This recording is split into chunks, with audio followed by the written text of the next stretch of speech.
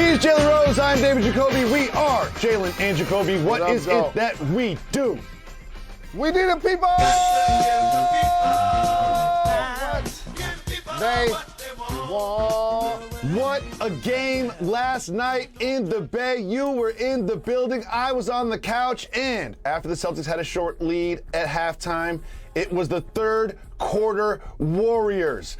It was Poole hitting threes, Otto Porter hitting threes. Everything's going great for the Warriors. They are coasting. And then what happened, Mr. Rose? Funny what? 7 days can change. It was all good just a week ago. You're right, they did get off to a great start. But how about the Celtics in the fourth quarter? Here's something for you, David, Dowling, Jacoby. Boston made 9 threes in that quarter alone. Oof. The Golden State Warriors made 7 total field goals. They were outscored by 24 points in the fourth quarter alone.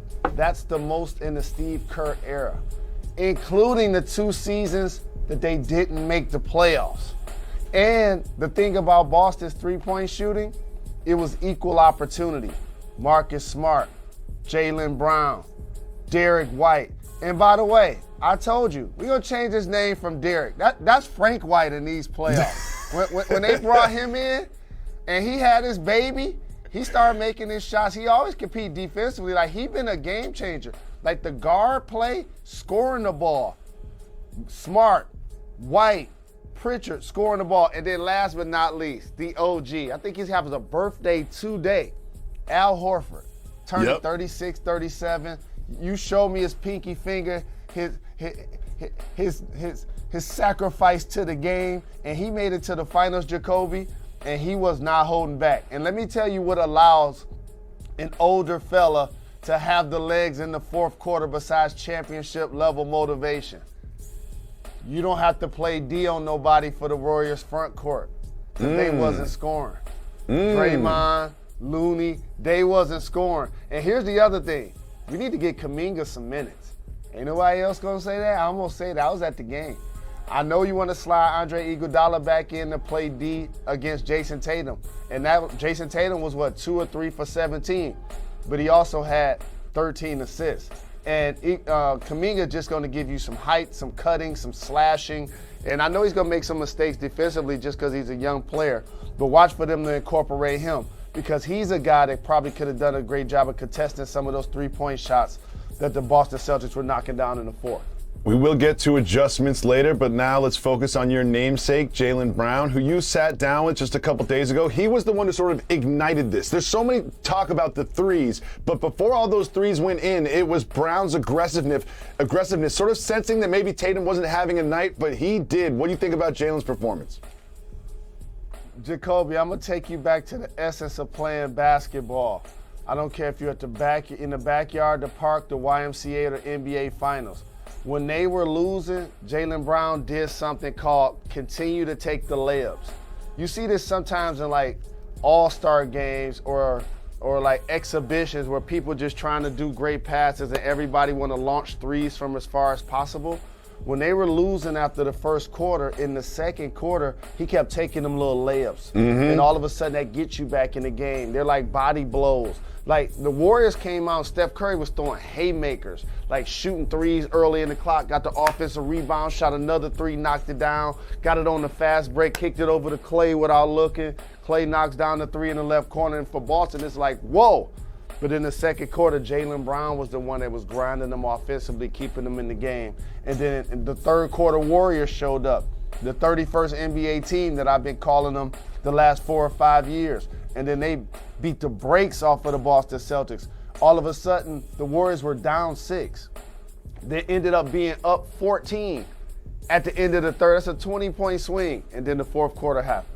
Yep. Now, you mentioned Jason Tatum, and while he shot really poorly, I haven't seen him shoot this poorly in the playoffs this entire season, he did have 13 assists. What does it say that the Celtics got this win the way they did without their best player going 3 for 17 from the field with an air ball? And you know, I could appreciate this. Jason Tatum continued to work the game, though, Jacoby. 13 assists was a career high. And when you watch those threes in the fourth quarter, it wasn't him trying to show everybody I'm the best player. This is my first NBA Finals, and I'm the go-to guy, so I'm going to take all of the shots. But at least him going 3 for 17 is something his barber's never done. You know what I mean? His barber has never gone 3 for 17 before any game that he has to play basketball. So as long as that happens, I think they'll find a way to be okay. Let's talk about Steph Curry's evening. We're all so excited for game one. The game starts, and Steph Curry is just an absolute flamethrower.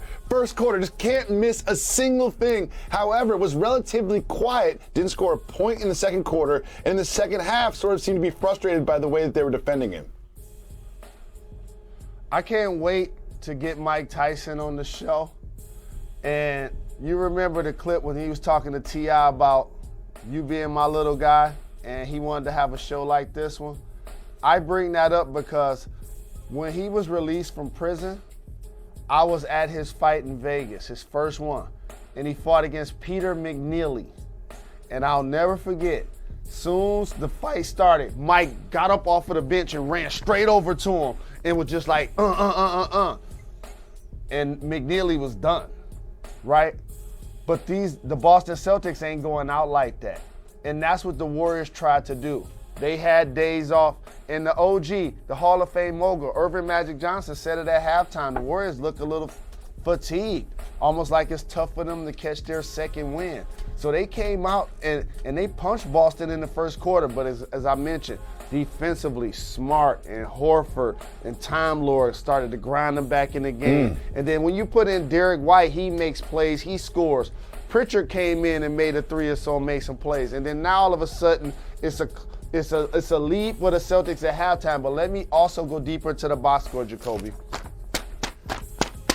You saw the formula that the Dallas Mavs had against CP3? That's what I told you they was going to try to do to Steph. See, at the beginning of the game, Steph was launching threes and having his way. And then they said, hey, Smart, post him. Hey, Brown, post him. Hey, Tatum, post him. And you know the sneaky thing that happened before the end of the second quarter? Steph had 3 fouls. Steph had 3 fouls. He got two right in a row, too, and on 2 questionable calls right in a row. I think that kind of got in his head a little bit. Now, it seemed like in the first quarter they didn't realize they had to cover Steph Curry when he was open from 3. They sort of like did a drop coverage on pick and rolls. And Marcus Smart in the huddle was mic'd up and said something really interesting to his team. Let's listen to the Defensive Player of the Year. This isn't the Heat series. We can't start back. You have to start up, especially if they setting it so high. You start up and drop because we're chasing. Now he goes down into the paint. They usually don't let you inside the real strategy like that, but he makes a lot of sense. He's like, this isn't the Heat series, guys. This is Steph Curry. You're going to have to step out and maybe put a hand in his face.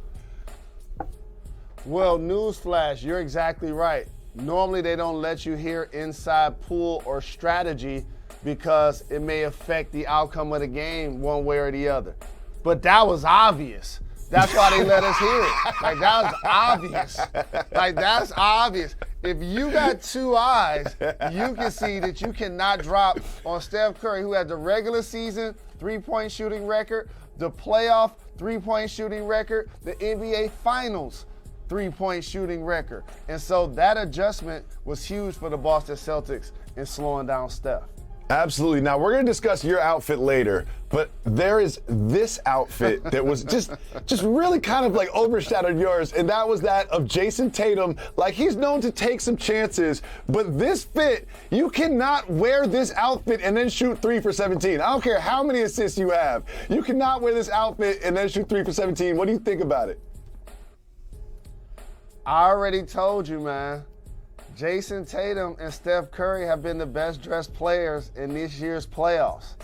And when I look at his fit, the person who was also viral for that fit probably was the top 3 dresser in the building last night. That fit is cold.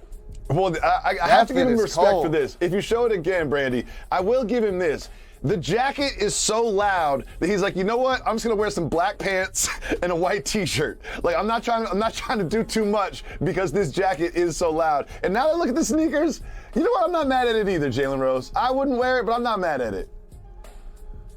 I'm trying to tell y'all, listen to the guy that wore a red-white suit to the draft in '94, a paisley suit to last year's draft. Look at the color on the left side.